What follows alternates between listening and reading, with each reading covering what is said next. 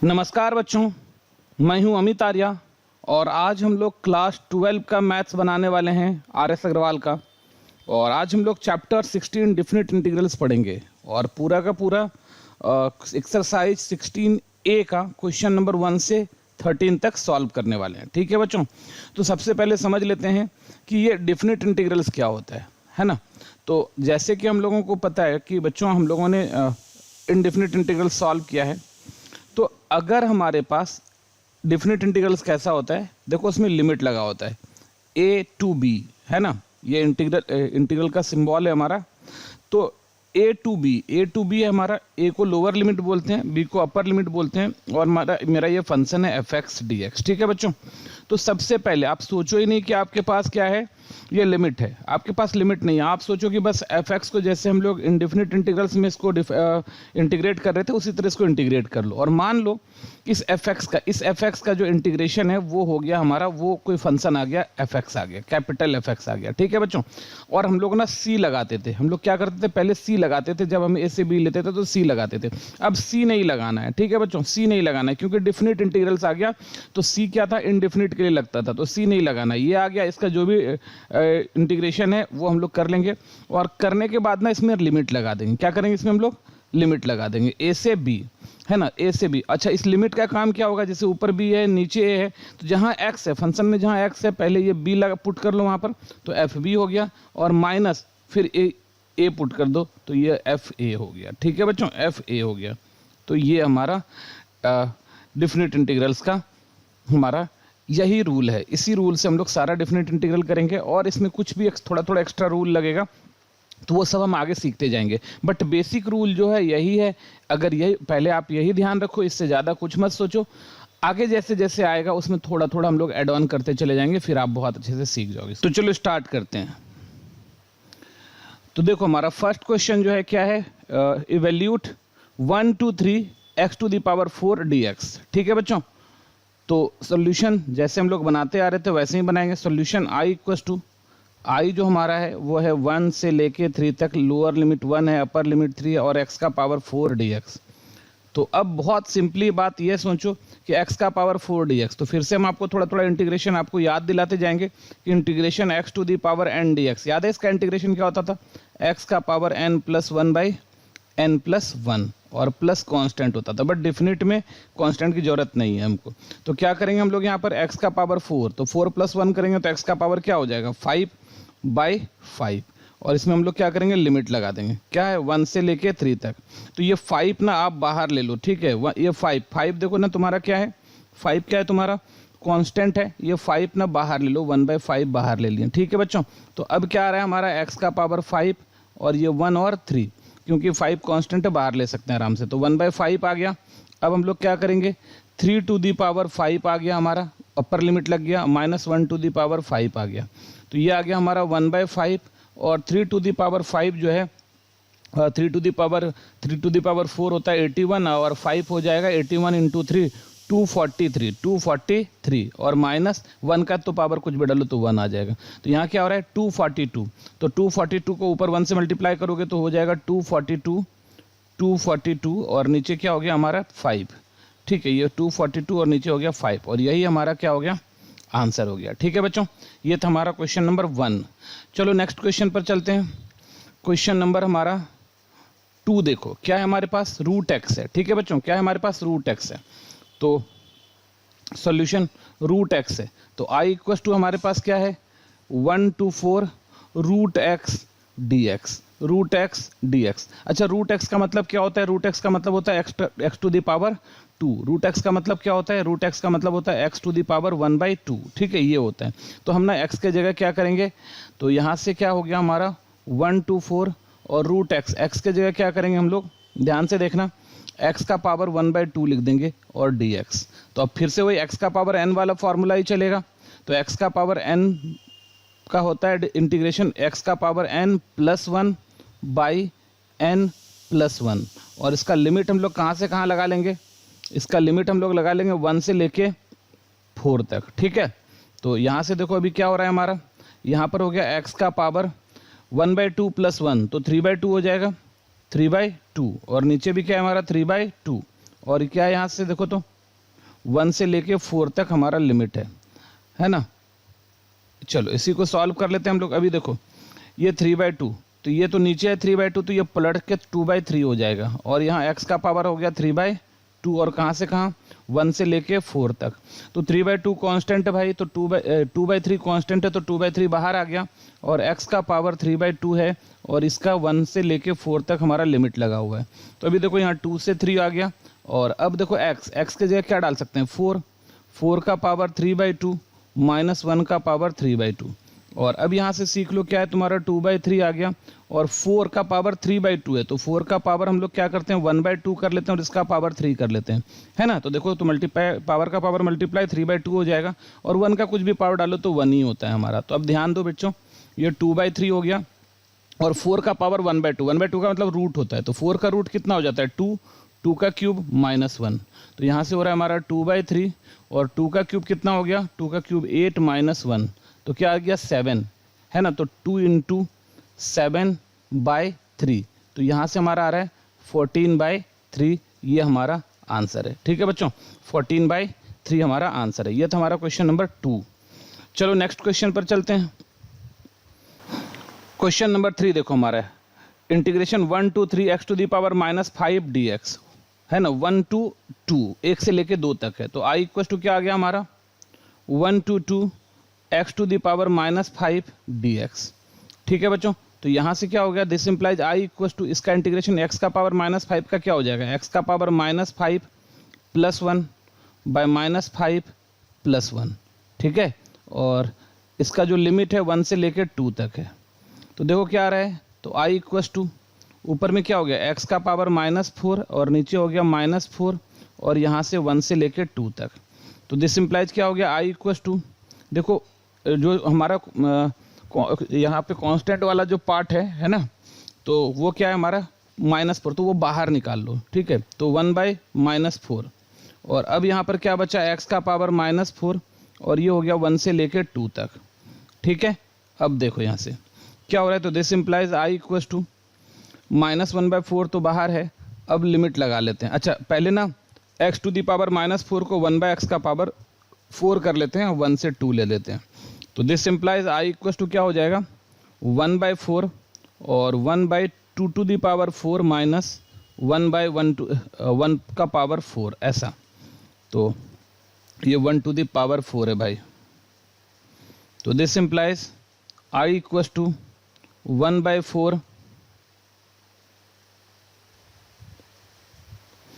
तो 1/2 to the power 4, 2 का power 4 क्या हो जाएगा 16, और माइनस 1/1।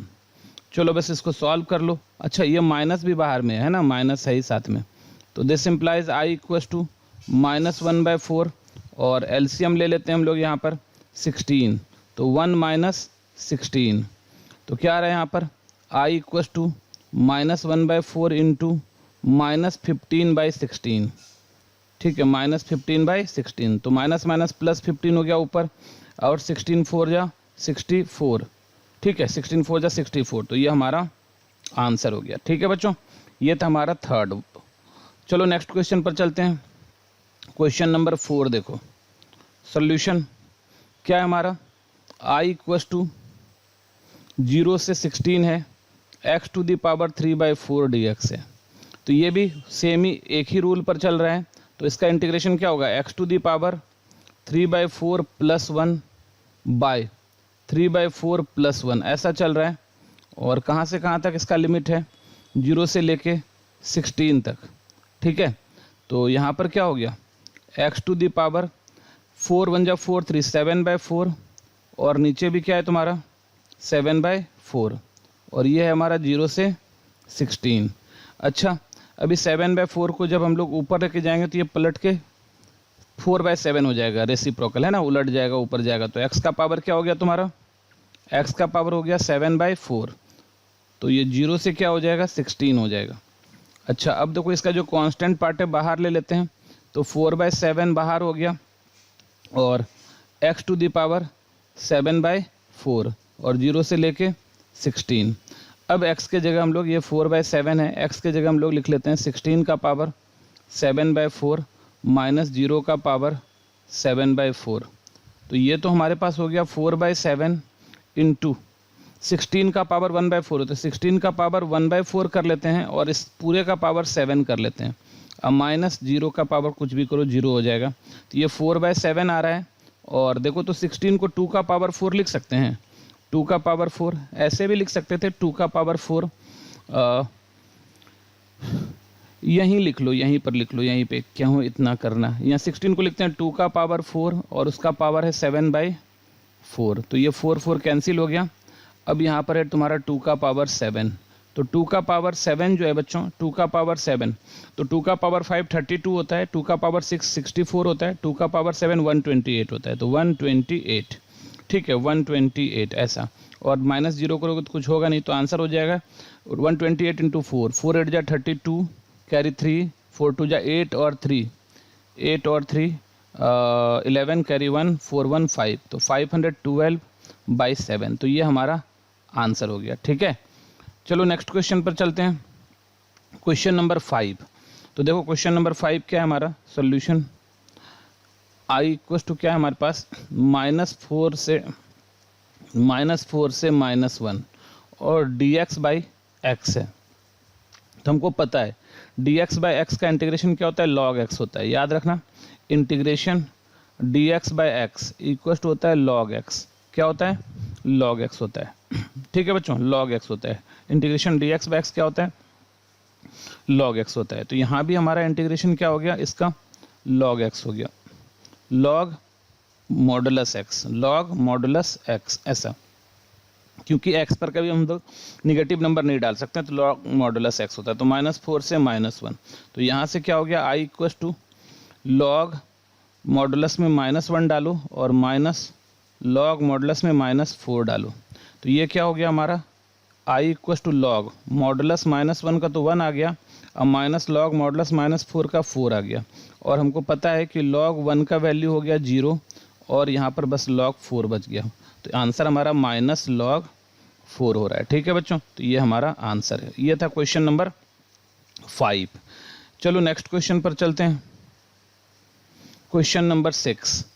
देखो क्या है हमारे पास, i equal to 1 to 4 dx/√x, dx/√x। तो चलो हम लोग को पता है इंटीग्रेशन 1/√x dx क्या होता है, 2√x, 2√x + c। याद रखना, तो इसका इंटीग्रेशन क्या हो जाएगा हमारा, तो this implies i equal to 2√x ऐसा हो गया। और लिमिट कहाँ से कहाँ, 1 से लेके 4 तक। तो this implies i equal to क्या हो गया हमारा, 2 तो बाहर ले लो, √x बचा है, √x 1 से लेके 4। तो i इक्वल टू कितना है, 2। और यहाँ पर देख लो रूट के अंदर पे कितना चला गया, 4, अब माइनस रूट के अंदर में कितना चला गया, 1। तो ये देखो i इक्वल टू कितना हो रहा है हमारा 2, और √4 का हो गया 2 और √1 का हो गया 1। तो 2 × 1 इक्वल टू 2। तो हमारा जो आंसर है वो हो गया 2। ठीक है, चलो नेक्स्ट क्वेश्चन पर चलते हैं। Question number 6। देखो क्या है तुम्हारा सॉल्यूशन, i इक्वल टू 0 से 1 dx/3√x। तो अभी 3 नीचे कांस्टेंट है, बाहर ले लो इसको, तो बाहर ले लो तो 1/3 आ जाएगा और 0 से 1 आ गया, dx/√x आ गया। और dx/√x क्या होता है हमारा, 2√x होता है ना। dx/√x का इंटीग्रेशन 3, 1/√x का इंटीग्रेशन 2√x। तो 2√x हो गया और ये 1 से क्या है तुम्हारा 0 से 1 तक है, 0 से 1 तक है 2√x। तो अभी 2 भी बाहर ले लेते हैं, i इक्वल टू 1/3 इंटू 2 भी बाहर ले लेते हैं, ये √x है और 0 से 1 तक है ना। और यहाँ देख लो क्या हो गया, this implies i equal to 2/3 और रूट के अंदर में 1 माइनस रूट के अंदर में 0, रूट के अंदर में 1 और 0 हो गया तुम्हारा।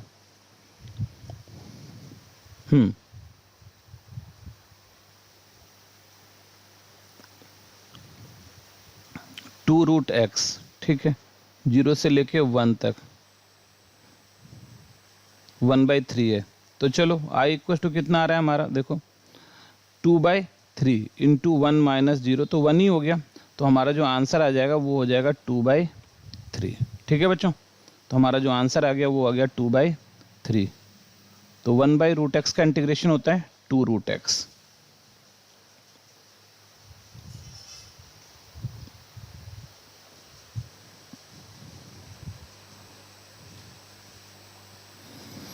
तो चलो यही हमारा आंसर हो जाएगा 1/3। ठीक है, बाहर आ गया 0 से 1, 2√x होता है, 2 बाहर 2/3। नहीं, बिल्कुल सही है, बिल्कुल सही है ना, कोई तरह का दिक्कत नहीं है, ये 2/3 ही आंसर होगा हमारा। चलो, बुक में जो है आंसर 3/2 दिया हुआ है, बट आई थिंक यही आंसर होगा क्योंकि हमारा कहीं गलती नहीं है, यही आंसर होगा 2/3। चलो नेक्स्ट क्वेश्चन चलते हैं हम लोग।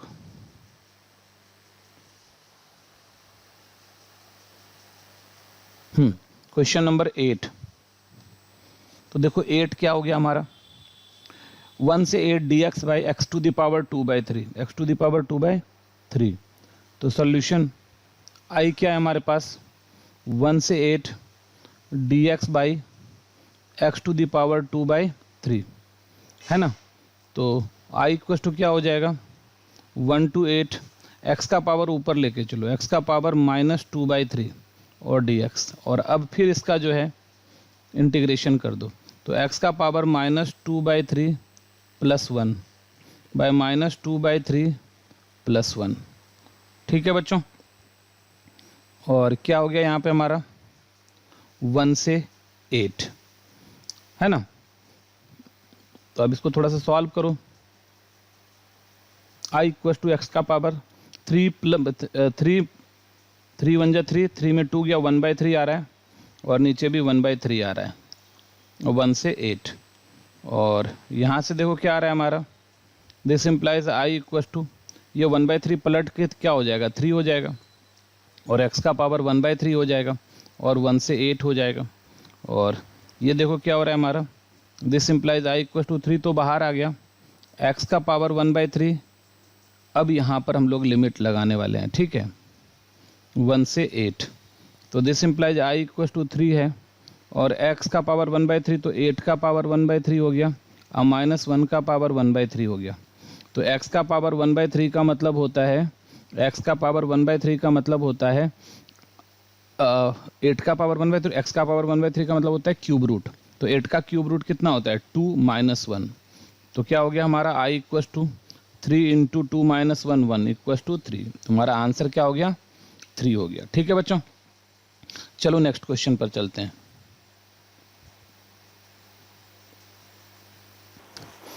क्वेश्चन नंबर 9 क्या है हमारा, 2 से 4 3 dx। तो solution i equal to integration 2 to 4 3 dx। तो 3 हमारा कांस्टेंट है, बाहर ले लो, स्केलर क्वांटिटी है, तो बाहर आ गया 3, 2 से 4 dx है ना। तो यहाँ से i इक्वल टू क्या हो जाएगा, 3, dx का इंटीग्रेशन होता है x, dx का इंटीग्रेशन x है ना, 2 से लेके 4। तो क्या हो गया, i इक्वल टू 3, x की जगह 4 आ जाएगा, -2 आ जाएगा, तो 3 - 2, और 3 × 2 हो गया ना, 3 × 2 है ना, 3 × 4 - 2, तो 3 × 2 = 6। तो हमारा आंसर हो गया 6। ये था हमारा क्वेश्चन नंबर 9। चलो नेक्स्ट पर चलते हैं।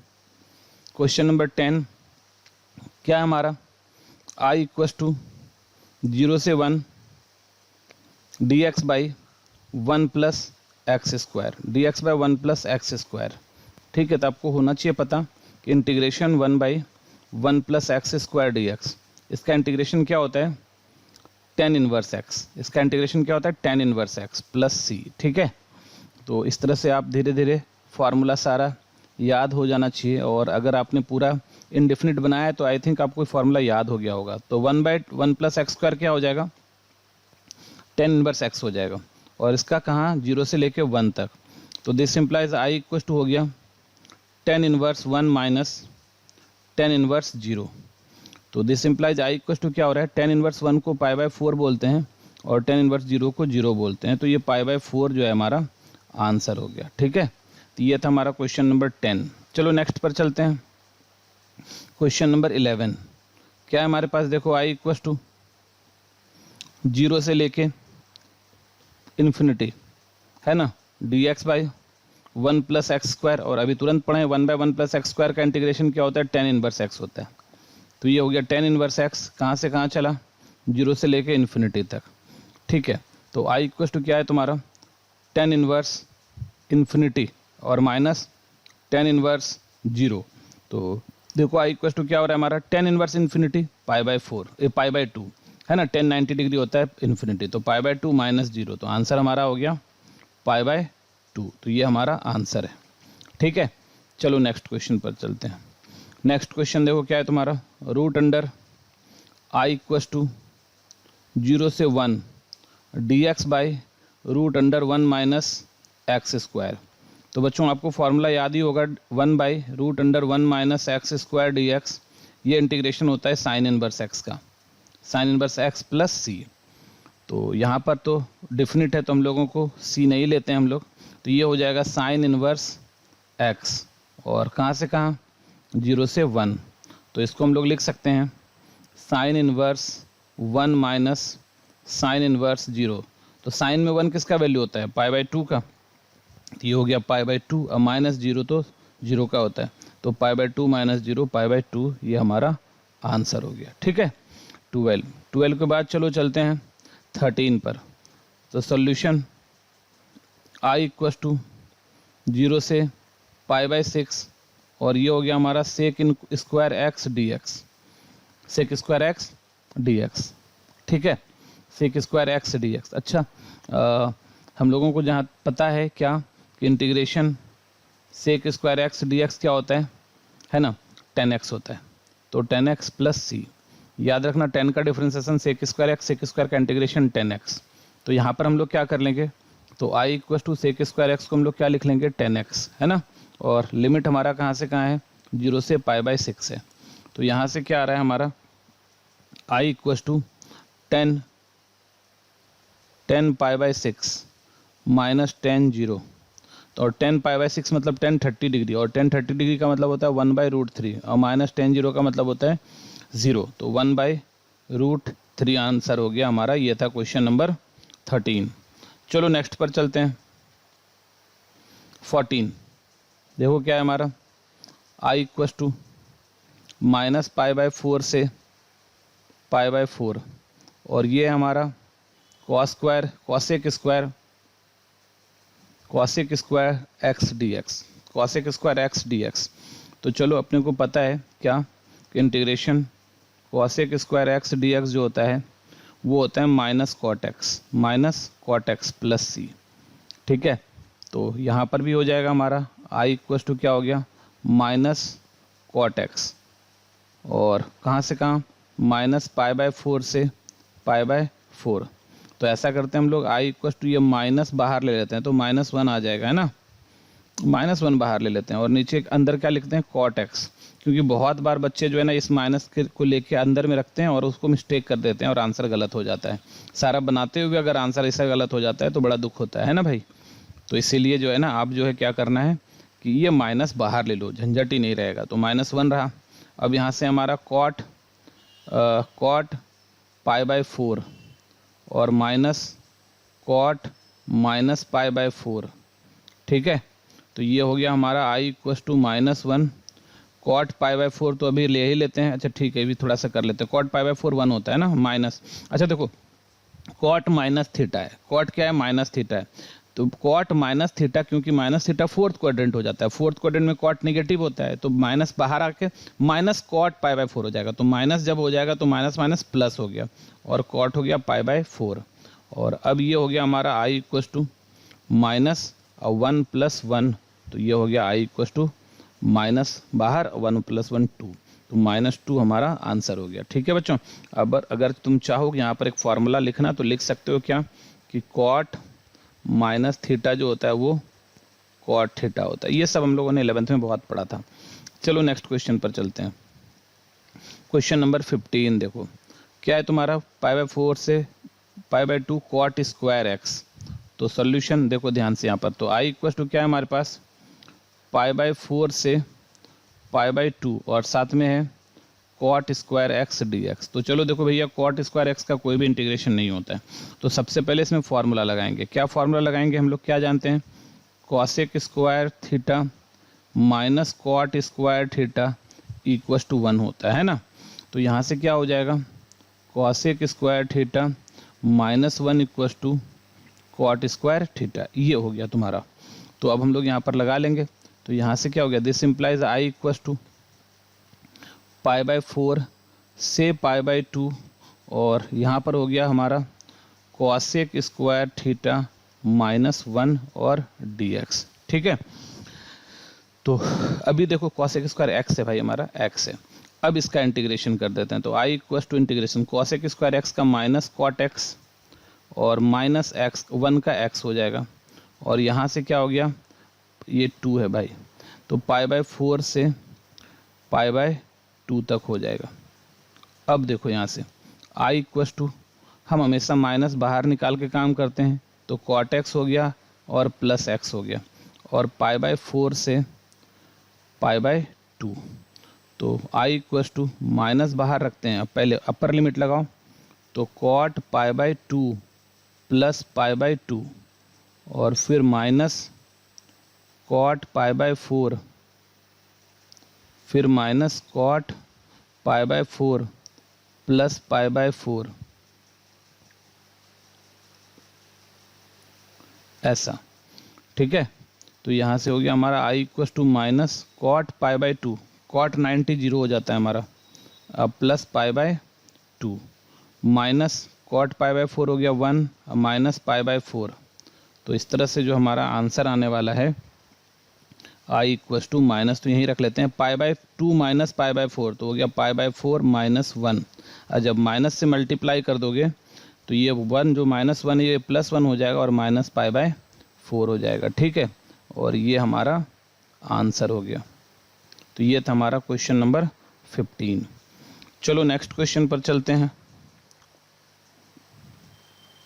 क्वेश्चन नंबर 16 देखो क्या है हमारा, आई इक्वस टू 0 से π/4 10 square x D x, 10 square x D x है ना। तो देखो 10 का कोई भी डायरेक्ट इंटीग्रेशन नहीं होता है 10 स्क्वायर का, तो हम लोगों को क्या पता है, sec square theta minus 10 square theta equals to 1।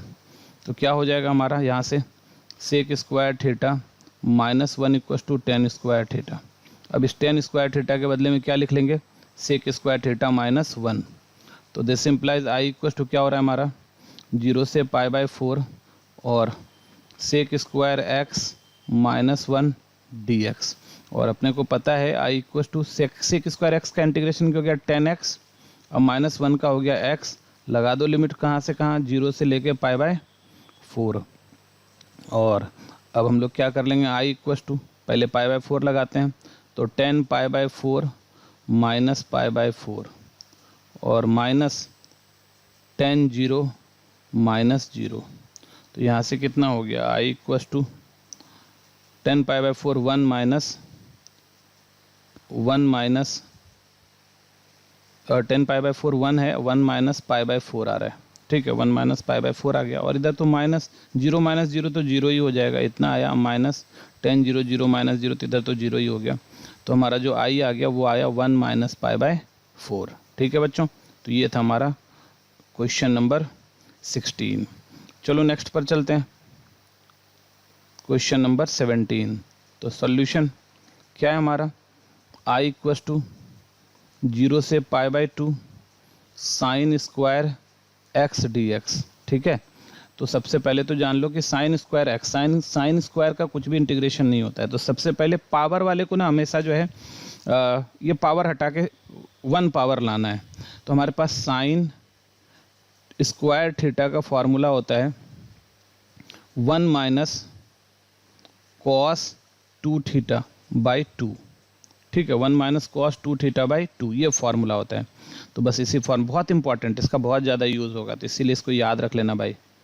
और अभी तक तो याद ही हो गया होगा, इतना सम बना रहे हैं हम लोग 12 में, तो ये फार्मूला सबको याद हो जाता है। तो इंटीग्रेशन आ गया 1 माइनस कॉस 2x बाई 2, कहाँ से कहाँ, 0 से π/2 और साथ में चला dx।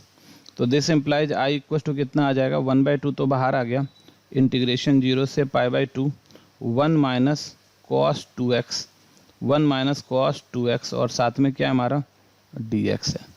तो this implies i equals to 1/2 है और 1 का इंटीग्रेशन क्या हो जाएगा x हो जाएगा। अब माइनस कॉस 2x का इंटीग्रेशन, कॉस का इंटीग्रेशन क्या होता है साइन हो जाता है ना, साइन 2x। तो कॉस का इंटीग्रेशन हो गया साइन tx बाई 2। ठीक है, कहाँ से कहाँ चला 0 से पाई बाय 2 चला। ठीक है, 0 से पाई बाय 2 चला। अब चलो देखो इसको हम लोग क्या कर लें, इसको i इक्वस टू 1/2 है और लगा देते हैं हम लोग इसको, पहले एलसीएम ले लेते हैं यहाँ पे हम 2। तो 2x minus sign 2x, 2x minus sign 2x कहाँ से कहाँ 0 से पाई बाय 2। तो यहाँ से i इक्वस टू क्या हो गया 1/2 1/2 1/4 और यहाँ से हो गया 2x माइनस साइन 2x 0 से पाई बाय 2। तो अभी देखो क्या आ रहा है यहाँ से, this implies i equals to 1/4 तो बाहर ले लेते हैं और पाई बाय 2 रख लेते हैं सब में। तो 2 into pi by 2 minus sine 2 into pi by 2 और फिर 0 minus 2 into 0 minus sine 2 into 0। तो यहाँ से हो गया i इक्वस टू 1/4 और ये 2 कैंसिल हो गया, बचा पाई माइनस यहाँ से 2 कैंसिल हो गया, साइन पाई क्या हो गया 0 हो गया और माइनस 0 हो गया। ठीक है, तो सिर्फ क्या बच रहा है i इक्वस टू, सब तो 0 हो गया, सिर्फ पाई बाय 4 हमारा आंसर हो गया। ठीक है बच्चों, पाई बाय 4 हमारा आंसर हो गया। यह था हमारा क्वेश्चन नंबर 17। चलो नेक्स्ट क्वेश्चन पर चलते हैं, क्वेश्चन नंबर 18। ये भी पिछले की तरह है, i इक्वस टू 0 से पाई बाय 4 और कॉस स्क्वायर एक्स है हमारा, कॉस स्क्वायर एक्स dx है। ठीक है, कॉस स्क्वायर एक्स dx है। तो हमारे पास जो फॉर्मूला होता है कॉस स्क्वायर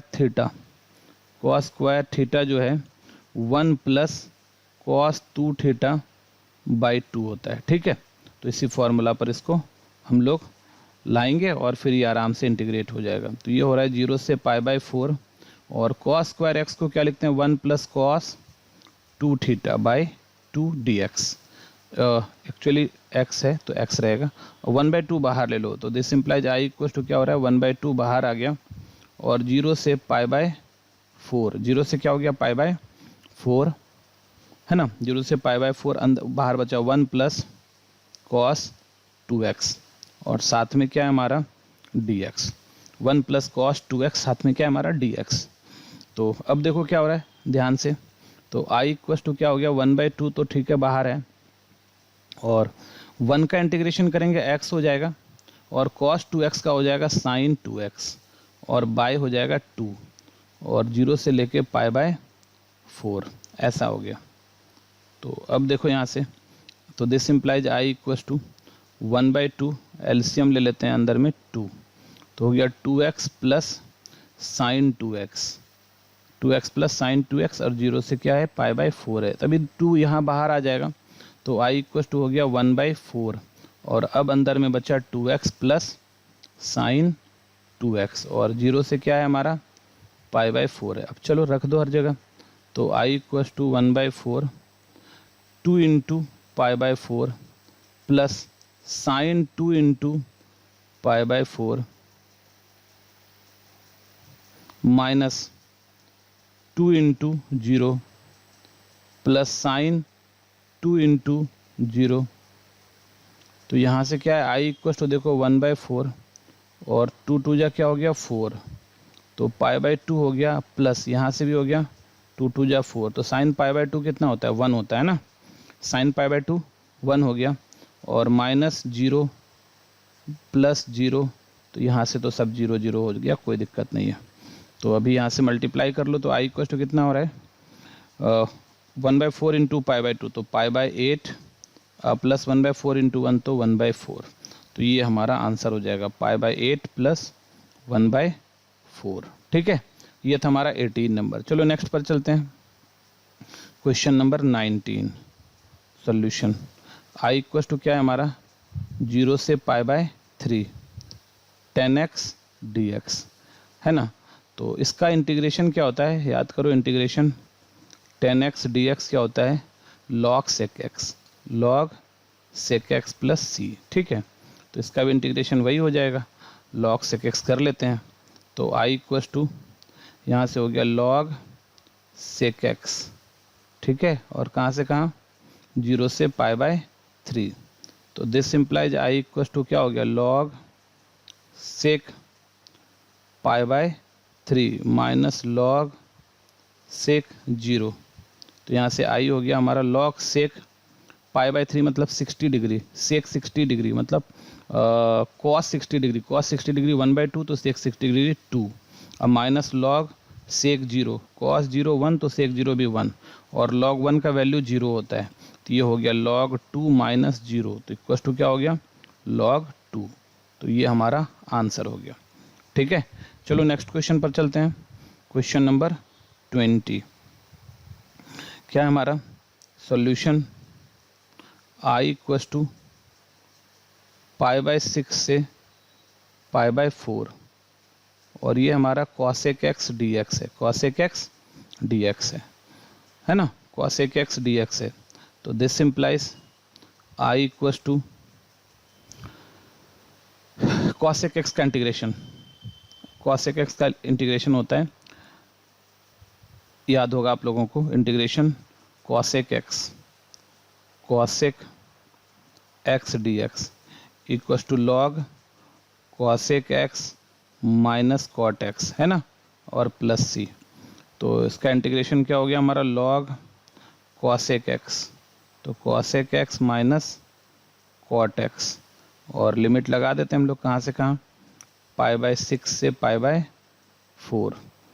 तो चलो सबसे पहले तो हम लोग कर लेते हैं यहाँ पर i इक्वस टू, अब अपर लिमिट लगाते हैं log cosec π/4 माइनस cot π/4, और minus log cosec π/6 minus cot π/6।